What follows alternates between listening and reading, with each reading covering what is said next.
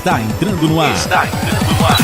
Pelas ondas da Rádio Universitária da UFRR 95,9, o programa Por Dentro da Ciência, uma iniciativa do Departamento de Física da UFRR, com a participação de professores e alunos. Um programa que vai abordar as ciências naturais e humanas de forma pedagógica, contribuindo para uma educação científica no estado de Roraima. Programa Por Dentro da Ciência.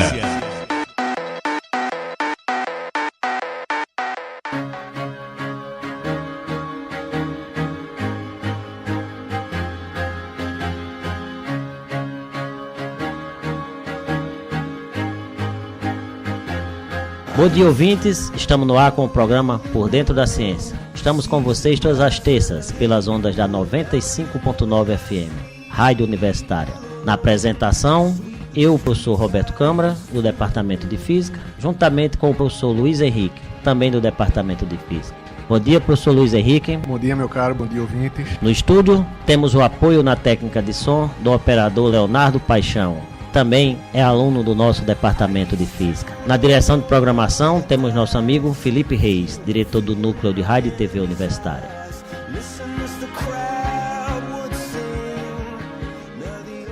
Hoje vamos conversar com o professor Jalisson Lopes, do curso de Zootecnia da UFRR.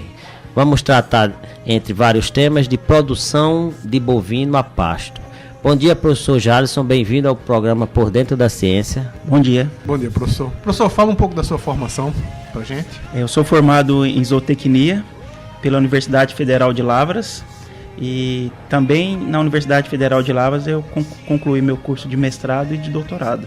E no seu mestrado, professor, o senhor trabalhou em quê? No meu mestrado eu trabalhei com conservação de plantas forrageiras e no meu doutorado eu trabalhei com manejo de pastagens consorciadas. Jalisson, deixa eu localizar mais um pouco o nosso ouvinte. A gente já entrevistou aqui o pessoal da agronomia, da geologia, da biologia. O que é zootecnia? Qual é o objeto de estudo? O que ela lida, a zootecnia? Bem, a zootecnia, por definição, ela é a arte, né, ou a ciência de criar os animais domésticos, e ela trabalha com toda a cadeia produtiva de produtos de origem animal, desde a criação do animal na fazenda, o manejo nutricional, genético, o manejo sanitário preventivo, o processamento desses animais na indústria frigorífica, o processamento dos produtos originados da atividade realizada com esses animais, como o leite, o mel, e também a parte de comercialização, a indústria de insumos, e a indústria e de todos os materiais e equipamentos que dão suporte para toda a cadeia produtiva de animais domésticos que nós temos no Brasil atualmente. E uma outra área de atuação que vem crescendo muito na zootecnia nos últimos anos é a criação de animais de companhia, né, o trabalho com animais pet, cães e gatos, a criação de animais para finalidade esportiva. Desculpa interromper, professor. Seria uma criação, digamos assim, mais industrializada, isso? No sentido de sei lá, criar uma fazenda para criação de cachorros, é isso? Seria algo desse estilo, não? Seria, na verdade, uma situação de... A escala de produção, ela pode ser uma escala maior a nível industrial, mas também um trabalho realizado com pequenos criatórios, com criação de animais em residências, né, todo o estudo da parte comportamental dos animais e a alimentação desses animais são objetos de estudo da zootecnia.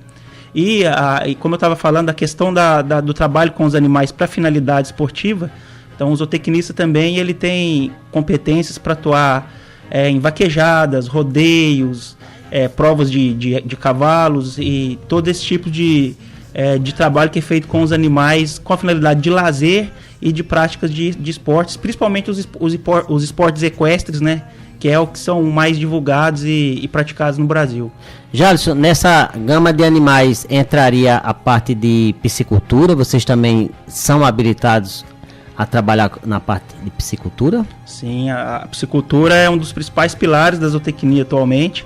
junto com as cadeias de produção de suínos, aves, bovinos, de leite, de corte. A piscicultura também é um dos carros-chefes do trabalho da zootecnia na atualidade.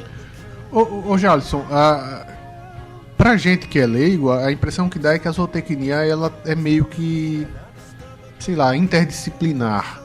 O que separa a zootecnia, por exemplo, você falou de peixes, da engenharia de pesca, o que separa a zootecnia da veterinária, da agronomia, tá entendendo? Fala um pouco pra gente. Existe um pequeno sombreamento dessas profissões, a zootecnia, a veterinária e a agronomia principalmente, isso pela própria origem do curso de zootecnia. A zootecnia ela surgiu em 1848 na França.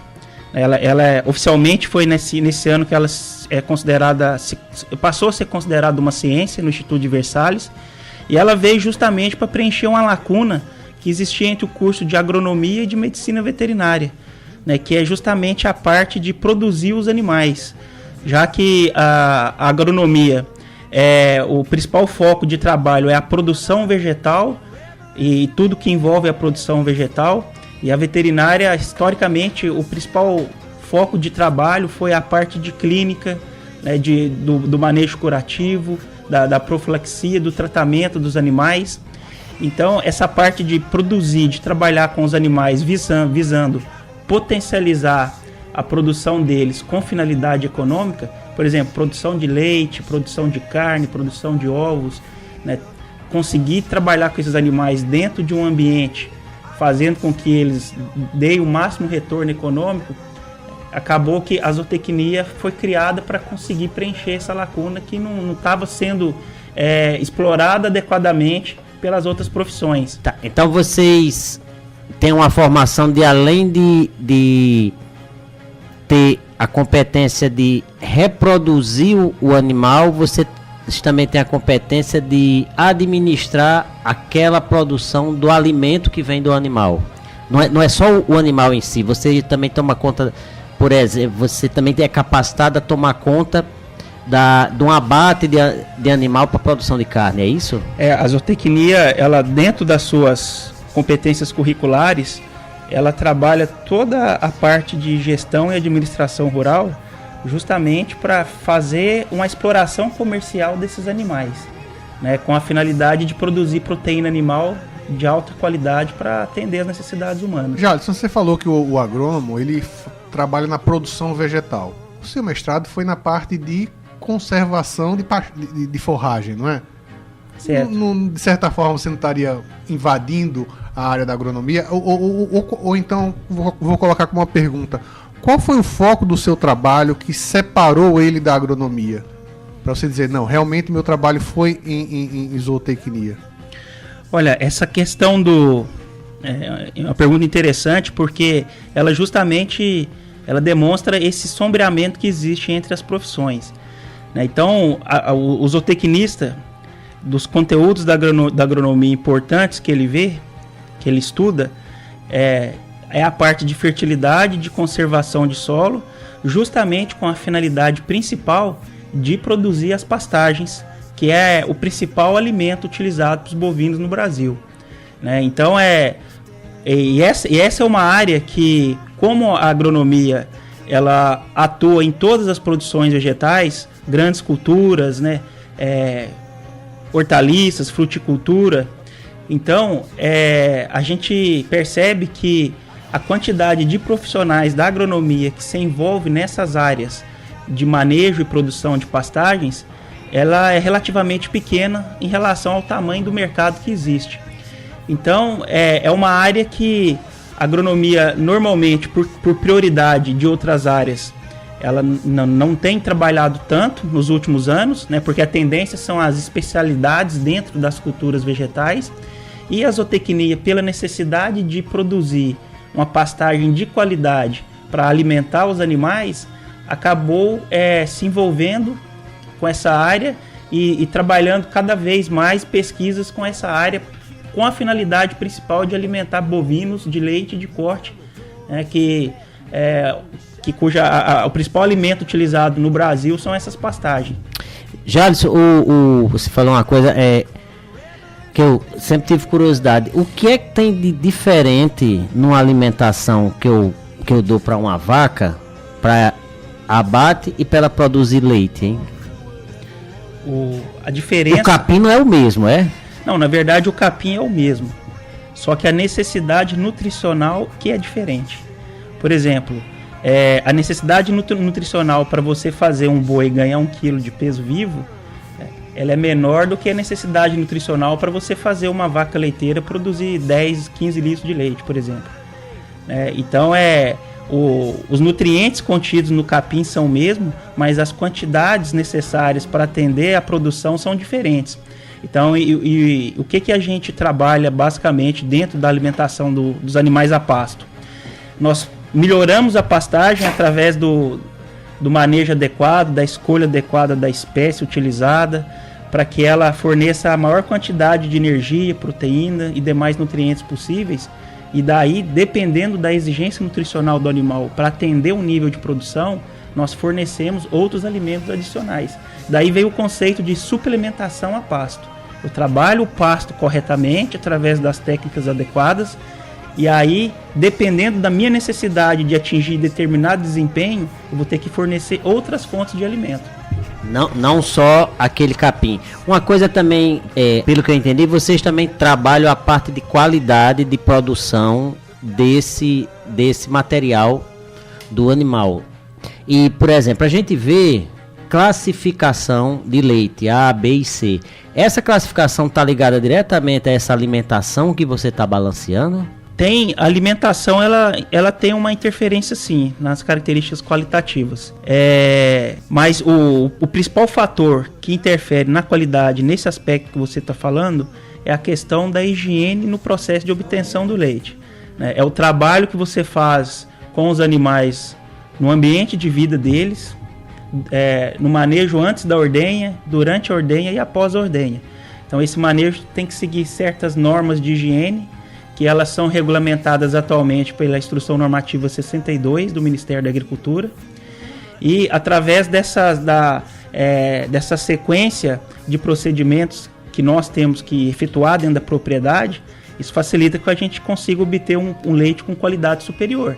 Mas logicamente que a alimentação ela interfere no sentido que o animal que tiver uma nutrição inadequada, ele vai ter um sistema imunológico mais fraco e com isso ele vai ser mais propenso a adquirir doenças e patógenos no ambiente que podem passar para o leite também. Jalisson, a gente aqui tem muita produção de queijo artesanal e por exemplo, eu gosto de queijo de manteiga, mas é comum a gente ver, tem um queijo mais amarelo, outro mais branco, e eu já perguntei a um produtor que eu compro lá na Serra do Tepequém, ele fala que pega de produtores de leite diferente. Essa quantidade de gordura que eu tenho lá no leite, pode ela influenciar diretamente por essa pastagem? Você pode mexer na pastagem para deixar um leite mais magro do que outro? A questão a gordura é o componente do leite que sofre maior alteração, proporcionalmente falando. E a gordura pode sim ser modificada através da dieta, né? Então, dependendo da forma que eu alimento as vacas, o teor de gordura no leite vai ser maior ou menor. Vou dar só um exemplo bem simples. Se você fornece uma dieta exclusivamente a pasto para o animal, o tipo de digestão que vai ocorrer provoca uma maior produção de gordura no leite. Se você fornece uma dieta que além da pastagem você fornece alimentos como milho, soja, o próprio farelo de arroz, né, conhecido aqui como cuim, pode ocorrer uma redução na gordura do leite em função do processo digestivo desses alimentos, né, e dos compostos que vão ser formados. Agora, só outra curiosidade, com relação à coloração do leite, muita gente confunde. A coloração amarela do leite não é em decorrência da gordura no leite, mas em decorrência do beta-caroteno presente nas plantas forrageiras.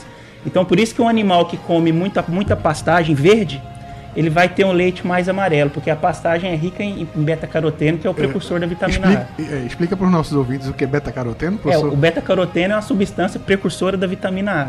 e ele confere a coloração amarelada nos alimentos. Jalisson, deixa eu fazer uma pergunta agora no foco do teu mestrado, né? Você falou que trabalhou com armazenamento de... É um processo que perde muita qualidade. Como foi o teu estudo? Explica pra gente. Quando você pega, eu imagino que você pegava, sei lá, capim, armazenava, fazia algum processo químico, físico, não sei, eu coloco como uma pergunta. Você tem perdas? Você analisava isso? Como foi o teu trabalho? Olha, o meu trabalho, primeiro, para ajudar a entender melhor, eu vou explicar a definição da silagem, né? A silagem é a conservação do capim, tecnicamente a gente chama de forragem, então é a preservação do capim num ambiente sem a presença de oxigênio, onde que vai ocorrer uma fermentação ácida em função dos micro-organismos presentes no próprio capim, que vão originar essa fermentação ácida, e essa fermentação, que irá produzir um ácido chamado ácido lático, é que vai garantir, esse ácido lático é que vai garantir a preservação do material. Então eu coloco num recipiente fechado, normalmente eu cubro com uma lona vedada, sem a possibilidade de entrar oxigênio, trituro o material, né, o capim, faço a compactação dele, e aí eu posso preservar esse material feito dessa maneira tranquilamente por um período de 2, 3 anos até, né? Na teoria, quando o material é bem preservado, todos os processos que vão ocorrer ali dentro, originário de fermentação do alimento, quando o material é bem armazenado, eles vão ser paralisados ao longo do tempo. Então, teoricamente, eu conseguiria preservar a silagem por vários anos sem que ela perdesse qualidade. Mas, normalmente, por questões técnicas, né, a gente faz a silagem, corta o capim, faz a silagem e nós realizamos esse processo no período chuvoso para utilizar a silagem no período seco seguinte. Que a ideia é justamente transferir a produção de alimento verde, né, forragem, alimento com alto valor nutritivo, para ser utilizado na época da seca, onde que eu não tenho disponibilidade de pastagem mais. Então a silagem é uma alternativa de transferir a produção de alimento de uma época favorável para uma época desfavorável. E esse ácido lático não faz mal? Não, esse ácido lático, a concentração dele dentro do material, ela é suficiente para preservar o material, mas ela não provoca nenhum tipo de injúria ou dano no animal que consome. Até porque no processo fermentativo que ocorre dentro do estômago do animal, também é produzido ácidos, inclusive esse ácido que é produzido pela silagem.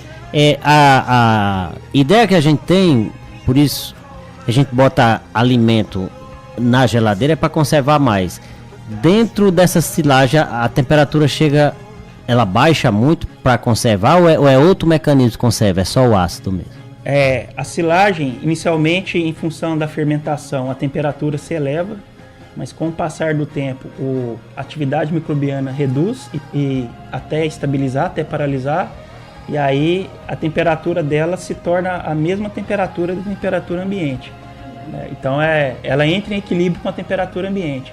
Então inclusive esse é um critério de avaliação de uma silagem que sofreu um bom processo fermentativo. Quando você pega o material, ele está com a temperatura igual à temperatura ambiente, ele não está quente. Então isso é um indicativo de que o processo ocorreu bem. Esse teu estudo, Jalisson, você estudava diferentes tipos de pastagem. Pergunto porque plantas diferentes têm composições químicas diferentes, então eu imagino que esse processo de silagem, essa geração desse ácido vai ser diferente para a planta A da planta B, vai gerar mais ácido na planta C do que na planta D. Tu estudava diferentes tipos de pastagem? Como foi esse teu trabalho? Olha, no caso, realmente o que você fala tem fundamento, no sentido de que não só questão de espécies diferentes, mas dentro da mesma espécie, dependendo do momento que você corta a espécie, a produção dos ácidos orgânicos vai ser diferente. E existem algumas espécies que elas são menos aptas a produzir a quantidade dos ácidos orgânicos necessários. Por exemplo, se eu trabalho com a silagem de milho, de sorgo, são culturas que produzem naturalmente a quantidade de ácidos orgânicos necessários. Se eu trabalho com o capim-elefante, já é um alimento que eu vou precisar adicionar alguma substância para melhorar o processo fermentativo, que é o que a gente chama de aditivo. Então, uma grande linha de pesquisa hoje das silagens no Brasil e no mundo é pesquisar aditivos que vão melhorar o processo fermentativo. E esses aditivos eles podem ser químicos, microbiológicos, né, e algumas outras substâncias também que estão sendo testadas atualmente com foco de potencializar o crescimento das bactérias que vão produzir ácido lático e preservar melhor o material.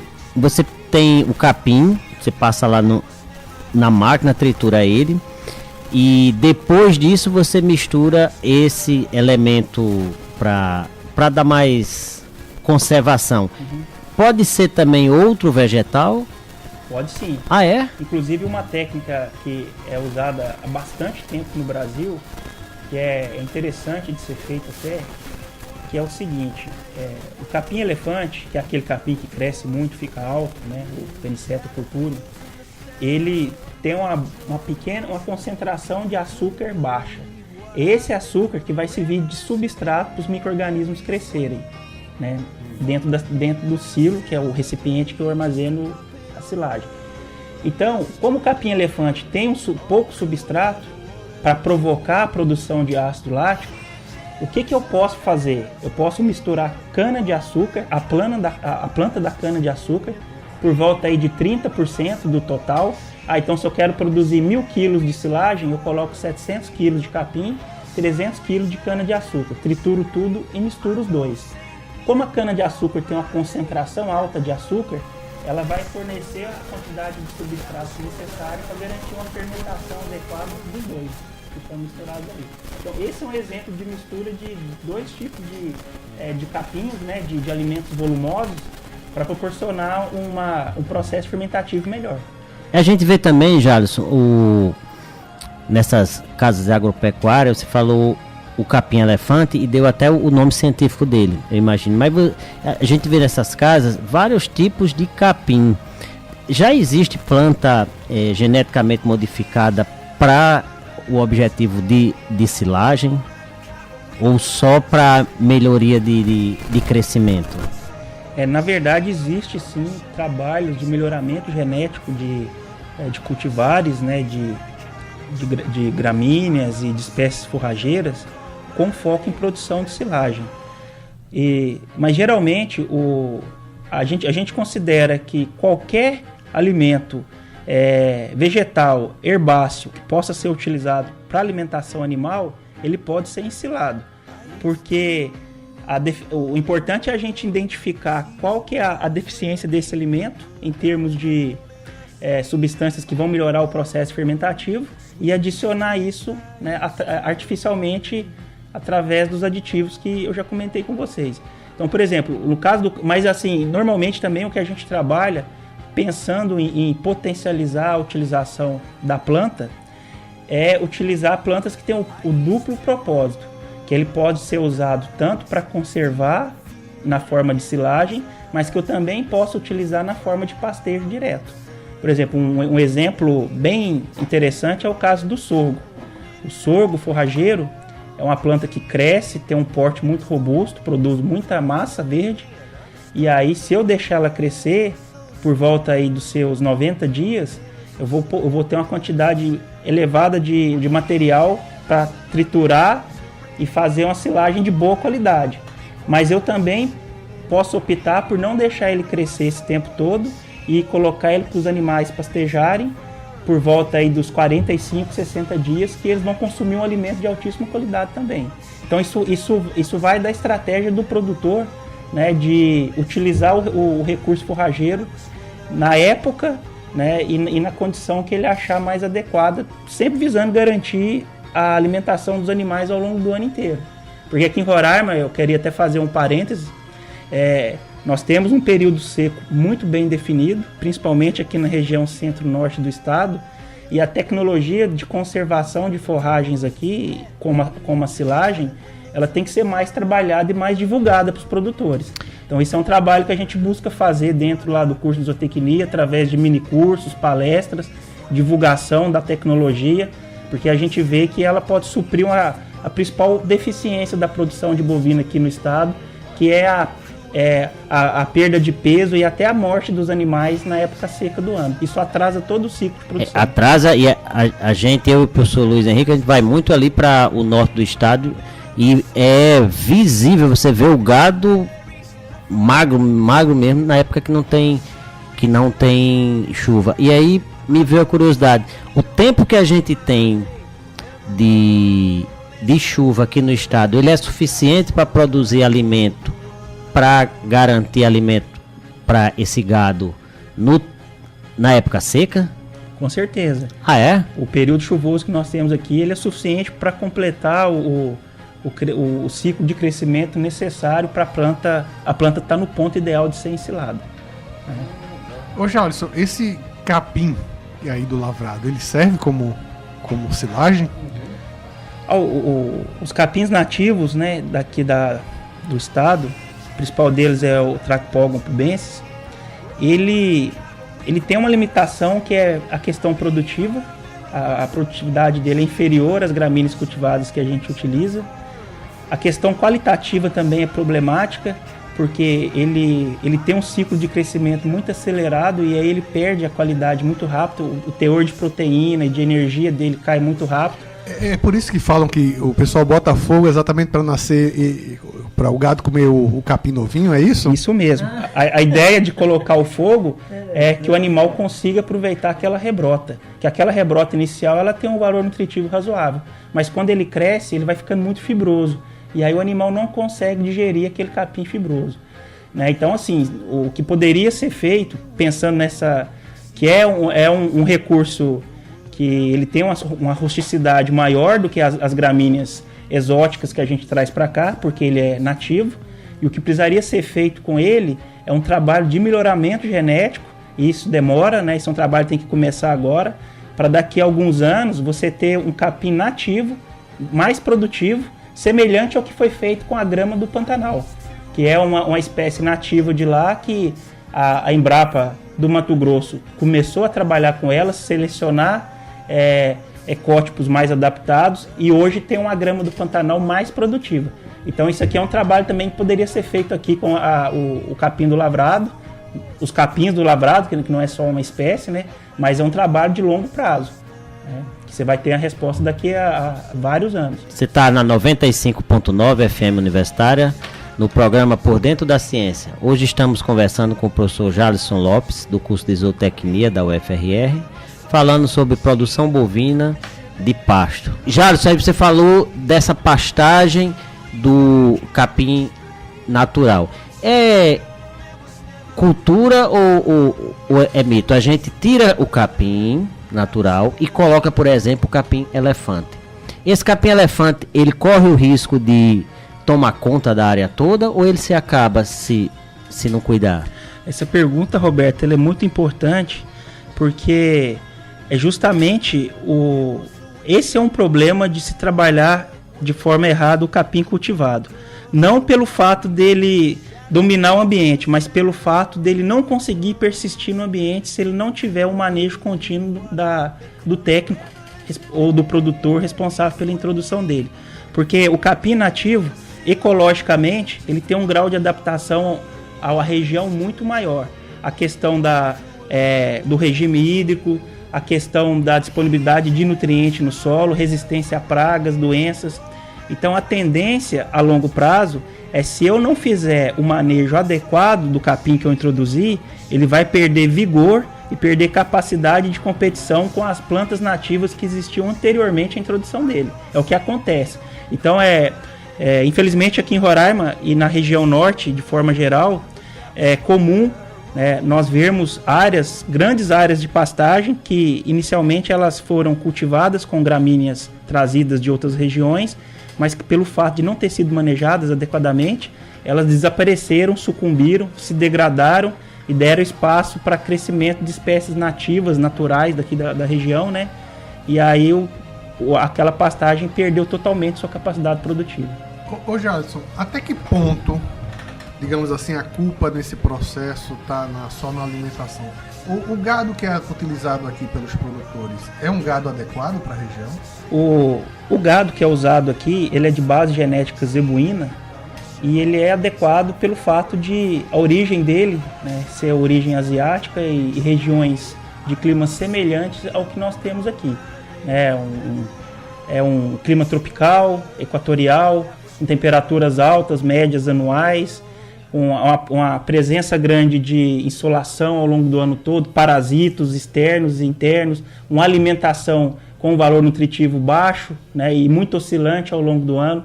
Então, o gado que é utilizado aqui, a genética que é utilizada em Roraima, predominantemente, que é a raça Nelore, ou animais anelorados, eles são totalmente adaptados a esse tipo de condição. Tá, mas deixa eu te colocar em contraparede. Há 50 anos atrás, ninguém falava de produção de uva no Vale do São Francisco. Uva era plantação de clima frio. Hoje você sabe que lá no Vale do São Francisco tem, inclusive dizem que até os melhores vinhos brancos brasileiros são feitos lá.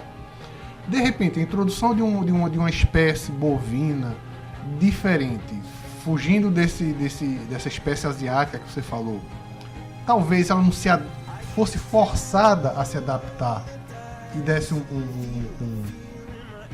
resultado melhor? Essa questão da adaptação da espécie bovina ao ambiente, ela acontece, só que ela demora milhares de anos para acontecer. Então, por exemplo, esse processo que criou as raças zebuínas, da qual pertence o principal representante, a raça Nelore, que se adapta tão bem aqui, ele demorou milhares de anos para produzir esse tipo de genética. Então, se a situação prática que iria acontecer se eu colocasse animais de origem europeia, por exemplo, raças puras europeias aqui em Roraima, que são de um clima frio, né? Um tipo de alimentação diferente, uma presença de parasitos muito menor, né? Animais de um porte maior, porque eles evoluíram numa condição que eles tinham menos desafios ambientais, uma disponibilidade maior de alimento. Então, se eu colocar esses animais aqui em Roraima, o processo adaptativo deles, ele vai demorar muitos e muitos anos, a ponto de eu não conseguir ter uma produção econômica no curto prazo. Um exemplo que nós temos desse processo que você menciona, ele já ocorreu no Brasil. É o caso da raça caracu. Os animais caracus, eles foram trazidos da Europa na colonização portuguesa e eles se adaptaram às condições nacionais e geraram o que a gente chama de raça taurina adaptada. Então, mas esse processo já tem mais de 500 anos, né, que ocorreu, e mesmo assim o caracu ainda continua evoluindo, né, e hoje ele ainda está aquém das principais raças produtoras de corte.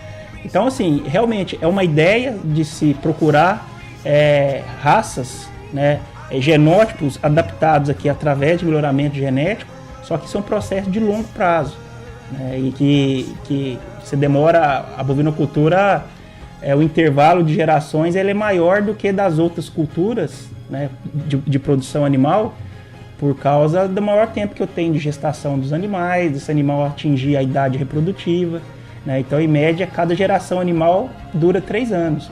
E para você ter um melhoramento genético onde você consiga fixar genes favoráveis, isso vai demorar muitos anos, né? Bastante tempo. Então, economicamente, acaba sendo inviável fazer isso aqui nesse momento agora, né? Para utilizar essa como estratégia principal de produção. Jalisson, eu fiquei com a curiosidade aqui, como é o fazer da tua pesquisa, por exemplo, no mestrado. A gente já entrevistou aqui um pesquisador de nutrição, e a pesquisa dele na área de nutrição, ele fez o doutorado alimentando roedores, ratos de laboratório, né? No teu caso, tu alimenta o gado, o bovino, e vai medir a massa dele, medir como é o fazer da tua pesquisa lá no teu mestrado, no teu doutorado. Olha, geralmente o que a gente faz, né, no meu caso, vou citar o exemplo do meu caso, minha pesquisa do mestrado, eu pesquisei diferentes aditivos colocados na cana-de-açúcar para produzir silagem de cana-de-açúcar. O principal problema da cana-de-açúcar é a fermentação alcoólica. que ocorre durante o processo fermentativo, né? O gado vai ficar doidão, né? Vai ficar... Ele fica bêbado, fica? Fica tonto? Alegrinho se mesmo? pegar uma silagem com alta concentração de álcool. E aí eu trabalhei aditivos para controlar a produção de álcool, que álcool resulta em perdas, né, de energia e não ajuda a conservar a silagem. Se você botasse um aditivo Roberto, garanto que você conseguia controlar bem. Então, o que eu fiz? Eu trabalhei com diferentes aditivos para controlar a fermentação alcoólica e o crescimento de leveduras dentro da silagem de cana. E aí eu avaliei a qualidade dessa silagem de cana, fornecendo ela para os animais. Certo. Então, eu produzia silagem, diferentes silagens, e fornecia essas diferentes silagens para os animais. Na época eu forneci para ovinos, em gaiolas de metabolismo, que a gente chama, que aí eu coletei as fezes, a urina, medi a alimentação deles e avaliei a digestibilidade dessa silagem, a digestibilidade dos componentes dessa silagem e o desempenho, né, o ganho de peso desses animais. E aí eu pude ver qual que foi o tratamento que proporcionou um alimento de melhor qualidade, com foco em resultar num desempenho melhor do animal. Qual é a taxa de ganho de massa de um animal desse, Jalisson? Ele comeu 10 quilos de ração hoje, quanto daquilo ele vai incorporar de carne? Isso que você está dizendo a gente chama tecnicamente de conversão alimentar. Certo. No caso de animais ruminantes, ovinos, bovinos, esse valor aí fica em torno de 6 a 7 para 1. Quer dizer, ele come 6 quilos de alimento para produzir 1 quilo de ganho de peso vivo, considerando todo o alimento, né, que ele consome ao longo do dia. Porque ocorrem várias maneiras de se perder nutrientes, né? E aí essa eficiência em conversão do ganho de peso, ela é influenciada por vários fatores. Uma curiosidade de número, uma vaca, quanto ela come por dia para manter aquela massa? Quando você mata uma vaca aí, dá 200, 250 quilos ou mais, né? Quanto ela com um animal desse come por dia, hein? Olha, uma vaca consumindo um alimento volumoso, por exemplo, um capim picado, ela pode comer de 30 a 40 quilos de capim por dia. No caso dela estar consumindo uma pastagem, pode consumir em torno de 50 a 60 quilos por dia. Ô Jalisson, deixa eu fugir um pouquinho dos bovinos. Vocês lá no curso de zootecnia, vocês de certa forma pensam em estudar, digamos assim, alternativas a essas criações, digamos assim, mais tradicionais? Dou um exemplo. Uma coisa que eu comi uma vez e gostei muito foi coelho. É uma coisa que é difícil você ver produção para coelho de carne. Vocês estudam essas coisas? Vocês têm perspectivas de estudar alguma coisa desse tipo? Sim, o estudo a criação de coelhos é chamado de cunicultura. É uma das áreas também que é estudado pela zootecnia. E assim, acaba que o estudo, né, o desenvolvimento de estudo de determinada cadeia animal, ele vai muito em função da demanda produtiva, né, daquele animal, da possibilidade de retorno econômico, de agregação de valor. Por exemplo, uma das vertentes atualmente do estudo da zootecnia é a criação de animais silvestres com finalidade comercial, em função do alto valor agregado que esses animais têm no mercado hoje. Jacaré, por exemplo, capivara, essas coisas. Eles são usados para atender demanda de restaurante de alto padrão dos grandes centros. Então tem um valor agregado muito grande, inclusive no Mato Grosso. Há pouco tempo inaugurou o primeiro frigorífico de abate de jacarés, né? E nós estamos numa região onde que nós temos um potencial enorme de explorar economicamente a fauna silvestre local e ajudar o meio ambiente, porque um percentual dessa exploração ele é devolvido para o meio ambiente. Então a zootecnia, quando ela trabalha com a produção de animais silvestres, ela atende um nicho de mercado que é muito promissor e crescente, e também trabalha na conservação do meio ambiente, devolvendo parte dessa você fauna. Falou a questão da demanda, né? Então, imagino que a demanda por exemplo, coelho é muito pequena. Isso, é pequeno. Mas será que não é exatamente por não ter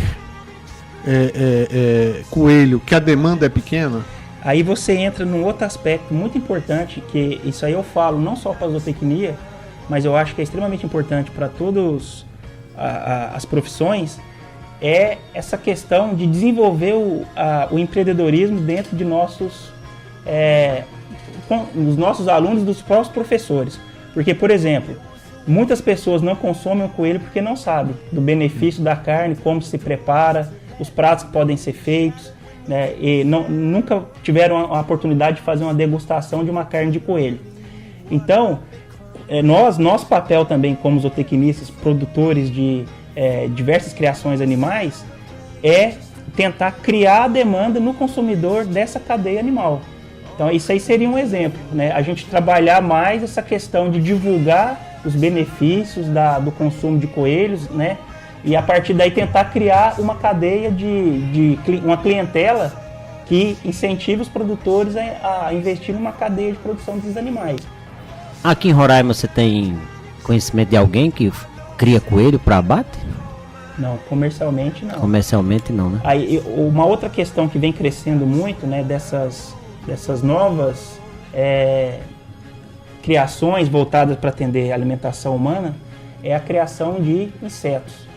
Então a zootecnia tem uma corrente de trabalho que está crescendo atualmente, né, que já tem alguns profissionais atuando no Brasil para criar insetos com a finalidade de consumo humano direto e também criar insetos para atender a alimentação de outros animais, em função do alto valor nutritivo que esses insetos apresentam, né, e dos compostos nutricionais específicos que eles têm na sua composição, que podem auxiliar muito na formulação de dietas de baixo custo e de alto valor nutritivo. Cara, eu achei interessante quando você falou aí dessa função do zootecnista criar essa demanda de mercado. E aí eu fiquei na curiosidade, o curso tem muitas disciplinas que não são técnicas da área, disciplina de administração, de produção, porque você, pelo que eu entendi, vocês são capacitados a tomar conta de uma indústria de carne, essa coisa. Vocês veem muita disciplina ligada a empreendedorismo, a administração de empresas, essas coisas? Tem isso na formação? Atualmente nós temos, né, e tradicionalmente a zootecnia, ela tem disciplinas na área de economia rural, administração rural e sociologia rural também. E uma tendência dos currículos, das matrizes curriculares da zootecnia, que estão sendo reformuladas, inclusive a nossa, é introduzir mais conteúdos nessa área de comercialização e de desenvolvimento de novos produtos.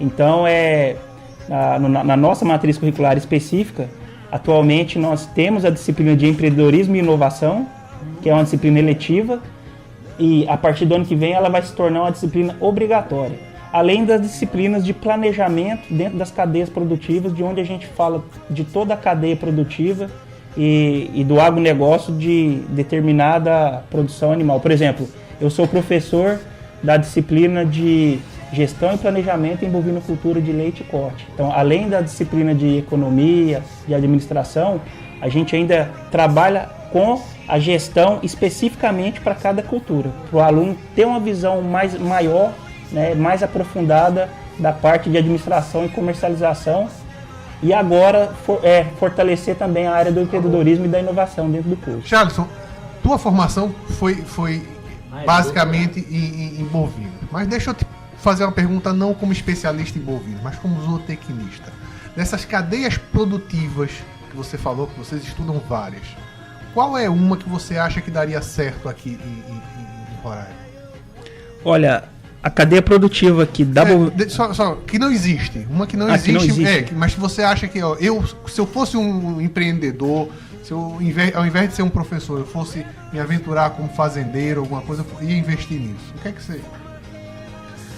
A própria criação de animais silvestres tem um potencial grande de se desenvolver uma cadeia aqui, inclusive com o foco na exportação da produção. Porque... Que animal, Jadson? Olha, os que o Estado tem com relativa facilidade de captura, né, que inicialmente esses criatórios começam com a captura, é a capivara, que seria uma possibilidade, né, de se trabalhar, a cutia é outra possibilidade de se trabalhar, e o próprio porco do mato também, né? Então são o jacaré. Então são assim, alguns que a gente já tem um volume de informação atualmente que possibilita que você consiga começar um negócio sem errar muito, né? Com um nível de acerto no planejamento até bom em função do volume de informações que já tem. E aí também a gente... Agora, uma cadeia potencial aqui que ainda é pequena no estado e tradicional no Brasil é a suinocultura. A demanda de carne de suíno no estado não é pequena. Eu não sei se os nossos ouvintes sabem, mas na verdade a carne mais consumida no mundo é de porco, né? Não é a carne bovina, não. Então, é verdade. E nós temos uma demanda aqui de carne suína, só que nós não temos produção e estrutura de abate para atender essa demanda, né? Então, é uma cadeia potencial importante, além da própria avicultura de corte também, né? Nós temos aqui uma evolução já boa da avicultura de postura, mas a avicultura de corte também precisa ter um incremento da sua produção no estado para atender a demanda, que também não é pequena. E assim, o estado ele tem um potencial muito grande de absorver os produtos de origem animal, e o que precisa se trabalhar mais é a questão da inspeção, da fiscalização, né, na produção desses animais para garantir uma matéria-prima de boa qualidade, ter boas estruturas de abate e de processamento e trabalhar bem os canais de comercialização, que nós temos uma boa rede de supermercados, nós temos um mercado potencial de 20 milhões de habitantes, considerando a Guiana, Venezuela e o estado do Amazonas. Uhum. Então a gente não precisa ir muito longe para conseguir distribuir essa produção, né? O que a gente precisa é ter qualidade para atender esses outros mercados próximos. Então, por isso que tem que se criar uma cadeia de produção e processamento, né, que atenda aos rigores da legislação com relação à inspeção sanitária. Cara, você falou essa estrutura de abate. A estrutura que eu tenho para abater bovino não pode ser usada para abater outros animais, não, como suíno, essas coisas? É problema técnico ou a legislação que não deixa? É problema técnico. Porque, por exemplo, o frigorífico Mafir, que é o frigorífico estadual, ele é habilitado para bater suíno também. Só que aí tem que se fazer um preparo para se fazer uma linha de abate de suíno que vai interferir na rotina de abate dos bovinos. Então a linha que eu uso para o bovino não é a mesma que eu uso para o suíno? Não, é diferente, né? E aí, assim, a forma que é feito o trabalho, tanto a parte operacional como a alocação de mão de obra, ela acaba fazendo com que o trabalho com o abate dos bovinos seja prejudicado. Como a escala de abate de suínos é muito pequena, né, então o frigorífico até opta por evitar, né, ou restringir o abate de suínos para não prejudicar a cadeia principal, que é a bovinocultura. Então o ideal mesmo seria ter uma estrutura de abate só para os suínos. Jalisson, a gente vai muito aqui pro interior, inclusive até já em casa mesmo, né? Já abatemos animais no interior. E o curso também entra nessa seara de abate de animal, pelo que eu entendi. Vocês já fizeram, tem algum projeto de fazer curso de extensão ou mini curso para o produtor rural? Porque a gente tem muito abate de animal aqui no interior. Você já tem algum trabalho nesse sentido? Já pensaram, de repente, passar cuidados técnicos, cuidados que o produtor tem que ter quando for abater um animal em casa? Olha, a questão é que o abate de animal em casa, ele é permitido só para consumo próprio, né? Para consumo, para produção comercial, o abate tem que ser feito num órgão inspecionado pelo município, estado ou pelo governo federal, né, através dos serviços de vigilância. Então, o que a gente recomenda, né, é que o produtor ele procure uma estrutura de abate oficial para abater os animais que ele destina para comercialização, né? E a questão do abate para consumo próprio, logicamente o produtor ele precisa também tomar certos cuidados sanitários, principalmente com relação à possibilidade de contrair doenças que esse animal tem, né, que são as chamadas zoonoses. Por exemplo, existe uma doença muito séria e que o Estado está fazendo um trabalho agora de controlar ela mais efetivo, que é a brucelose. A brucelose é uma doença causada por uma bactéria. Qual é a característica dela? A brucelose é uma doença causada por uma bactéria, Brucella bovis, que o principal prejuízo que ela causa nos animais é o aborto, né, nas fêmeas bovinas.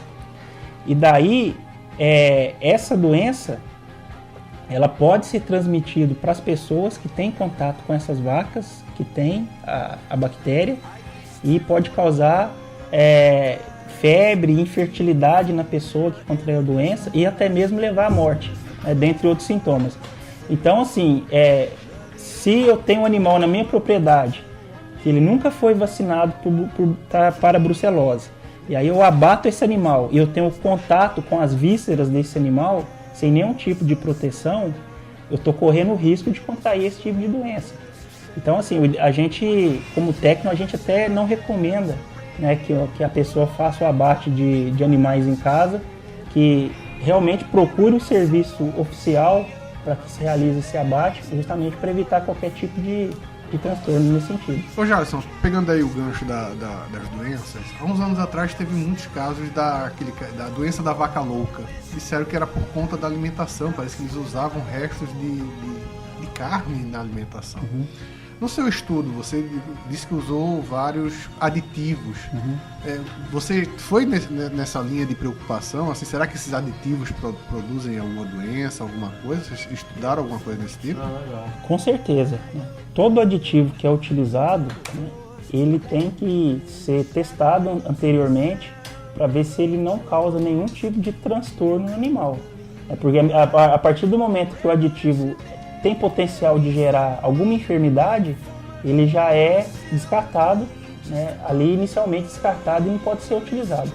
No caso específico da doença da vaca louca, a encefalopatia espongiforme bovina, ela foi causada, acredita-se, né, a teoria mais aceita até hoje, é que ela é causada por um pedaço de proteína, o prion, que está presente em produtos de origem animal, e aí esse prion que desencadeia todos os sintomas, né, no sistema nervoso do animal, levando à necessidade de abater os animais em função da impossibilidade de utilizar eles de forma produtiva. E aí, essa doença ela gerou uma mudança total na legislação que proibiu com que nós utilizássemos produtos de origem animal para formular rações para os animais ruminantes, né, incluindo bovinos, ovinos, caprinos. Então eu não posso utilizar aditivo nenhum, alimento nenhum de origem animal para esses animais, né. E graças a Deus o Brasil não teve até hoje caso dessa doença, né, nós conseguimos passar... Mas o Brasil usava aditivo de origem animal para alimentar os bovinos? Sim, historicamente sempre foi comum, antes dessa ocorrência, nós utilizarmos farinha de carne e ossos, farinha de sangue, cama de frango, né, resíduo de aviário, na alimentação dos animais. Sebo, que é a gordura do animal, né, nós utilizávamos principalmente para vacas leiteiras, pela alta concentração de energia. Então, depois desses acontecimentos da doença da vaca louca e da mudança da legislação, esses alimentos nós não podemos usar mais. Então, todo alimento que é utilizado para alimentação de ruminantes, bovinos, ovinos, caprinos, ele tem que ser de origem vegetal ou mineral, né? Não pode ser de origem animal. Jalisson, o curso de zootecnia ele tem quantos anos e quantas turmas você já tem aqui, quantos alunos já formaram? Fala um pouco para o curso. Olha, o curso de zootecnia ele tem uma duração de 5 anos, né? E nós acabamos de completar 10 anos de curso. Nós já formamos, atualmente o curso conta com 185 alunos, nós já formamos mais de 50 profissionais nesses 10 anos de curso, e muitos desses, nosso levantamento é que a maior parte desses profissionais permanecem no estado de Roraima. Mas atuando como zootecnista? grande parte deles estão atuando como zootecnistas. Que bom, cara. Nós temos zootecnistas atuando no serviço público, na iniciativa privada. E é um trabalho que nós fazemos dentro do nosso curso, é de mapear onde que estão esses ex-alunos nossos e procurar identificar as dificuldades que eles estão tendo para entrar no mercado de trabalho e, com isso, promover a atualização do nosso curso, visando atender o mercado de trabalho regional, né, e preparar um profissional cada vez mais apto para as tendências que vão mudando com muita velocidade, né? O curso de zootecnia é um curso muito dinâmico, né? Novas tecnologias surgem a todo dia. Hoje em dia se fala muito em zootecnia de precisão, né? Onde que a gente usa tecnologias em todos os processos de criação dos animais para potencializar a utilização dos fatores de produção e produzir de maneira mais econômica.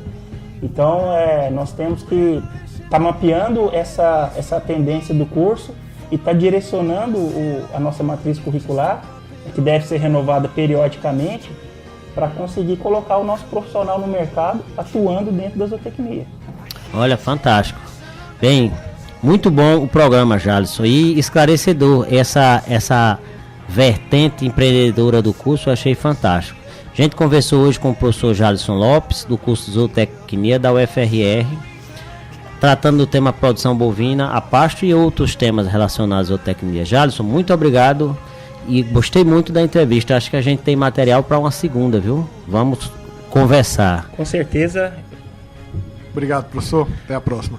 Eu que agradeço o convite de vocês e nós estamos sempre à disposição e convido a todos os ouvintes também para irem no nosso Centro de Ciências Agrárias, conhecer o nosso curso de zootecnia e estamos sempre à disposição para tirar as dúvidas e atender a comunidade também no que for preciso. Ok, e agradecemos vocês, ouvintes, que ficaram aqui conosco na 95.9 FM Universitária no programa Por Dentro da Ciência. Contamos com vocês na próxima terça-feira, às 10 horas. Até lá.